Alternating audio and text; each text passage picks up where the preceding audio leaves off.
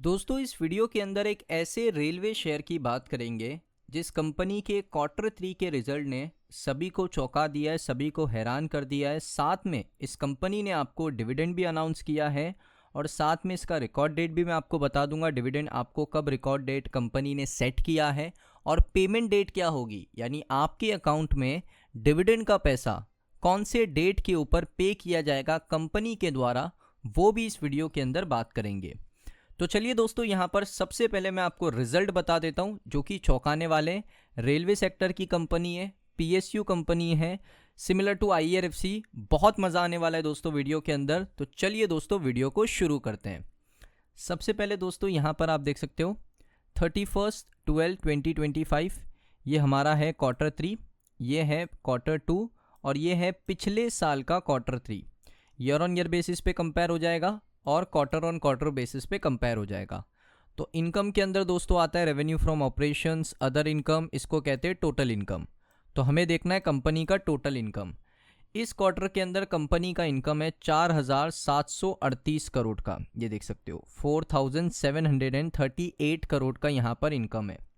पिछले क्वार्टर में था 5,137 करोड़, पिछले साल था 4,874 करोड़। अब इसका मतलब क्या है कि ईयर ऑन ईयर बेसिस पे कंपनी का इनकम आपको ड्रॉप करता हुआ देखने को मिला और क्वार्टर ऑन क्वार्टर बेसिस पे कंपनी का इनकम आपको ड्रॉप करता हुआ देखने को मिला। लेकिन दोस्तों इंपॉर्टेंट चीज़ क्या है, कंपनी के एक्सपेंस। अब कंपनी के टोटल एक्सपेंस अगर आप देखोगे, टोटल खर्चे कंपनी ने, जिसमें बहुत सारी चीज़ें, अदर एक्सपेंस, उसके बाद डेप्रिसिएशन, फाइनेंस कॉस्ट कितना है, एम्प्लॉय बेनिफिट एक्सपेंस कितने हैं, एक्सपेंस ऑफ ऑपरेशन यानी कंपनी जो ऑपरेशन कर रही है उससे एक्सपेंस कितना हो रहा है, बिजनेस चलाने में एक्सपेंस कितना हो रहा है, उसको मिला के कहते हैं टोटल एक्सपेंस। तो क्वार्टर 3 में, करंट क्वार्टर 3 में 4,386 करोड़ का खर्चा हुआ, पिछले क्वार्टर में 4,832 करोड़ और पिछले साल 4,480 करोड़। इसका मतलब है ईयर ऑन ईयर बेसिस पे कंपनी का जो एक्सपेंस है वो गिरा है, अच्छी बात है। क्वार्टर ऑन क्वार्टर बेसिस पे कंपनी का एक्सपेंस आपको गिरता हुआ देखने को मिला। अब एक्सपेंस की बात हो गई, अब दोस्तों बात करते हैं net profit after tax. Tax पे करने के बाद कंपनी ने कितना प्रॉफिट किया है। तो यहाँ पर दोस्तों सबसे इम्पॉर्टेंट चीज़ क्या है, नेट प्रॉफिट। अब कंपनी का अगर आप नेट प्रॉफिट देखोगे टैक्स पे करने के बाद तो वो है 264 करोड़ का।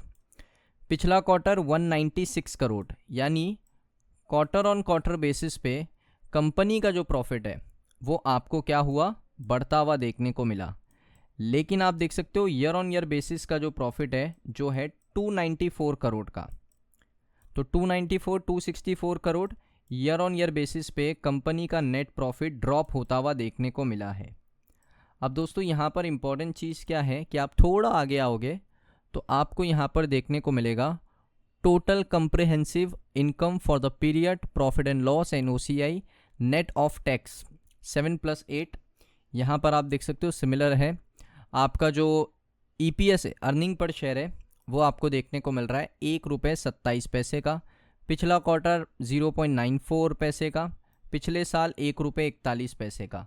तो ईयर ऑन ईयर बेसिस पे कंपनी के रिजल्ट ने निराश किया, लेकिन क्वार्टर ऑन क्वार्टर बेसिस पे कंपनी के रिजल्ट ने आपको निराश नहीं किया।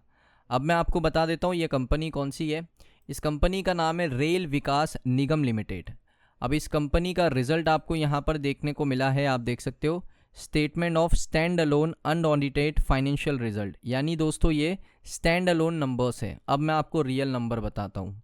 रियल नंबर होते हैं दोस्तों यहाँ पर कंपनी के कंसोलिडेटेड। कंसोलिडेटेड का मतलब क्या होता है, कंसोलिडेटेड का बड़ा सिंपल सा मतलब होता है कि वो नंबर जिसमें सब्सिडरी का इनकम भी इन्वॉल्व है।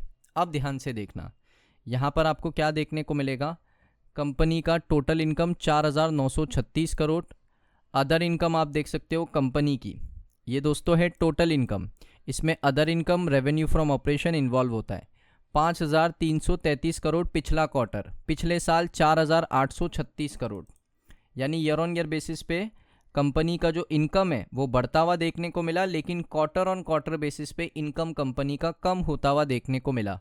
कंपनी का एक्सपेंस अगर आप देखोगे 4,577 करोड़, जो कि पिछले साल से ज़्यादा है, और पिछले क्वार्टर से भी ज़्यादा है। तो ये चीज़ आपको देखने को मिली एक्सपेंस के अंदर। उसके बाद देखोगे कंपनी का नेट प्रॉफिट आफ्टर टैक्स। अब ये चीज़ इंपॉर्टेंट है, नेट प्रॉफिट आफ्टर टैक्स में आप देख सकते हो कंपनी का इनकम है, जो प्रॉफिट है वो है 324 करोड़, 230 करोड़, 311 करोड़। यानी ईयर ऑन ईयर बेसिस पे भी कंपनी का प्रॉफिट बढ़ा, क्वार्टर ऑन क्वार्टर बेसिस पे भी कंपनी का प्रॉफिट बढ़ चुका है। तो ये चीज़ आपको देखने को मिली। तो हमेशा देखिए एक स्टैंड अलोन नंबर्स होता है, कंसोलिडेटेड होता है। स्टैंड अलोन का मतलब क्या होता है, एक कंपनी का नंबर, और जो कंसोलिडेटेड होता है उसमें सब्सिडरी सारी कंपनी का इनकम मिलाकर यहाँ पर आपको देखने को मिलता है। तो ये डिफरेंस होता है, इसलिए मैंने आपको दोनों रिजल्ट दिखा दिए। इसमें कंपनी का आप देखोगे 327, 216, 311, यानी क्वार्टर ऑन क्वार्टर बेसिस पे ना कमाल का परफॉर्म किया है। ईयर ऑन ईयर बेसिस पे भी स्लाइटली ऊपर आपको कंपनी का प्रॉफिट देखने को मिला। इसमें ईपीएस है कंपनी का 1 रुपये 55 पैसे का, ये देख सकते हो। पिछले क्वार्टर का ईपीएस है 1 रुपये 10 पैसे का, पिछले साल 1 रुपये 49 पैसे। तो ईपीएस आपको इस क्वार्टर में ज़्यादा देखने को मिल चुका है। तो ये बहुत अच्छी बात है दोस्तों आरवीएनएल के शेयर होल्डर्स के लिए। उसके साथ कंपनी ने 1 रुपये का डिविडेंड अनाउंस किया है। अब इसका जो रिकॉर्ड डेट है दोस्तों वो मैं आपको बता दूं, 11 फरवरी 2026 है, यानी 11 तारीख एक रिकॉर्ड डेट है। इसमें दोस्तों जो एलिजिबल शेयर होल्डर होगा उसके नाम के आगे डिविडेंड 1 रुपये का कंपनी लिख देगी। 1 रुपीज़ का यहाँ पर कंपनी ने दिया है डिविडेंड, यानी आप कह सकते हो कि 10% का कंपनी ने इंटरिम डिविडेंड अनाउंस कर दिया है। Paid up share capital 10% of paid up share capital का डिविडेंड अनाउंस कर दिया, इसका मतलब 10% का डिविडेंड। और साथ ही साथ जो इंटरिम डिविडेंड है उसका पेमेंट का डेट भी कंपनी ने बताया 6 मार्च 2026। यानी देखिए 5 मार्च को भी पेमेंट आ सकता है, 4 मार्च को भी आ सकता है, लेकिन 6 फाइनल डेट है। 6 तारीख को आपके अकाउंट में पेमेंट आ सकता है, 7-8 को भी आ सकता है, क्योंकि कुछ समय क्या होता है बैंक हॉलीडे होता है, कभी वीकेंड्स होता है तो बैंक बंद होते हैं।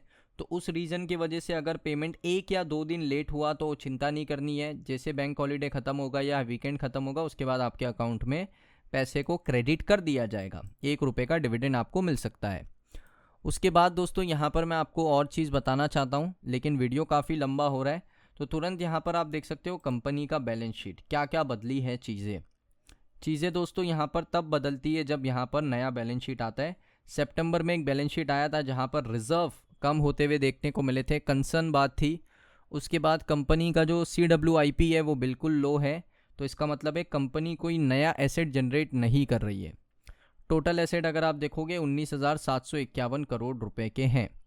सो दोस्तों ये वीडियो आपको कैसा लगा कमेंट सेक्शन में बताइए।